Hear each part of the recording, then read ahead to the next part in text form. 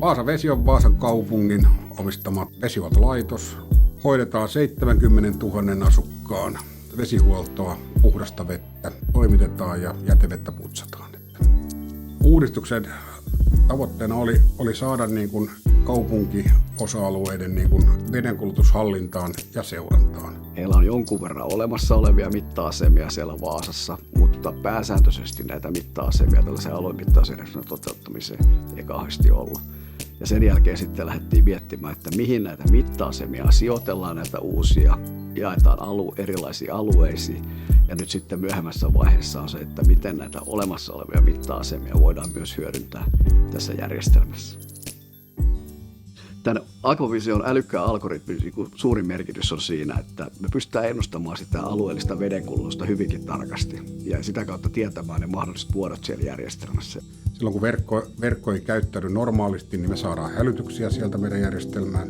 On niin sanottu itseoppiva järjestelmä, että kun se saa tarpeeksi dataa, niin se osaa tulkita sitä meidän verkon niin sanottua normaalikäyttäytymistä.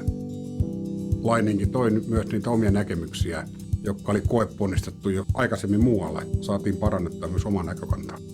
Aquavision-järjestelmän suuri hyöty on todellakin siinä, että kun sitä ei tarvitse koodata, tähän perustuu hyvin pitkälti HSYlle rakennettuun vedenohjausjärjestelmään, joka on ollut HSYllä vuosia käytössä. Kun järjestelmä hankkii meiltä, niin siinä ei tarvitse olla mikään koekappale.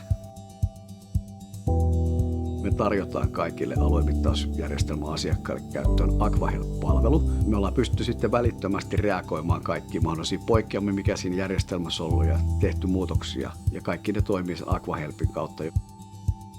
Aquavisioskin on tämä tietoturva otettu niin tosi hyvin huomioon. Ja kyllä Aquavision tietojärjestelmä meidän mielestä on niin kuin sama taso kuin pankkimaailmassa. Tämä kommunikaatio ei koskaan kulje avoimen internetin yli, vaan ainoastaan tällaisessa suojatusyhteydessä. Näin vesilaitos voi olla varma siitä, että verkostonsa tieto pysyy Suomessa, eikä sitä pysty kukaan siitä matkalta ottamaan sitä tietoa haltuun.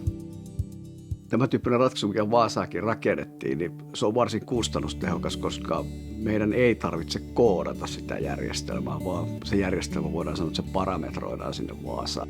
Kulusäästöjä syntyy hyvin, kun käytetään tämmöisiä niin sanottuja vakiokaivoratkaisuja, joita kuitenkin voidaan räätälöidä asiakkaan tarpeisiin. Ja lisäksi kaikki komponentit, instrumentit valmistetaan ja asennetaan tehtaalla valmiiksi, jolloin työmaalla tehtävät työt on minimoitu.